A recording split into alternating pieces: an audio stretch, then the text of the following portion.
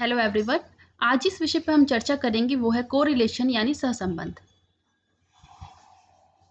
सहसंबंध किन्हीं दो चरों के मध्य प्राप्त होने वाला सहसंबंध है जिसके माध्यम से उन चरों की पारस्परिक निर्भरता की मात्रा को मापा जा सकता है। यदि दूसरे शब्दों में कहा जाए तो सहसंबंध यह इंगित करता है कि किसी व्यक्ति के दो गुण आपस में एक दूसरे पर कितने निर्भर हैं तथा कितनी मात्रा में संबंधित हैं। इससे अभिव्यक्त होता है कि ये दोनों गुण कितनी मात्रा में साथ साथ बढ़ते या घटते हैं, या एक के बढ़ने से दूसरा घटता है, या दोनों एक दूसरे के विरोधी हैं। अतः यह स्पष्ट है कि इसका संबंध दो चरों का पारस्परिक संबंध है।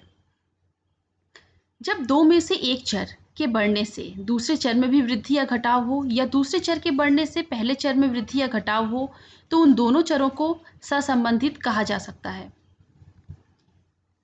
अब बात आती है सहसंबंध के प्रकार की। सहसंबंध दो प्रकार के होते हैं, मात्रात्मक सहसंबंध और गुणात्मक सहसंबंध।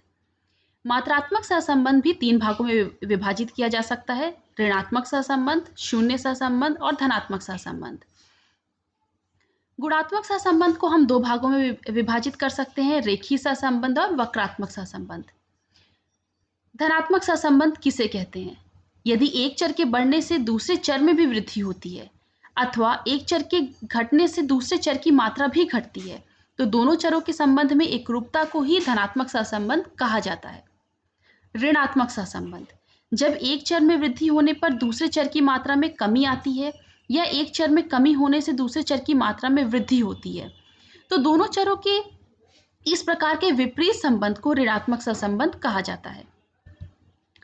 शून्य सहसंबंध, जब एक चर की वृद्धि या कमी दूसरे में कोई अंतर उत्पन्न न कर सके, अर्थात जब दोनों चरों का एक दूसरे पर कोई प्रभाव नहीं पड़ता है, तब इन दोनों चरों को शून्य सहसंबंध कहा जाता है।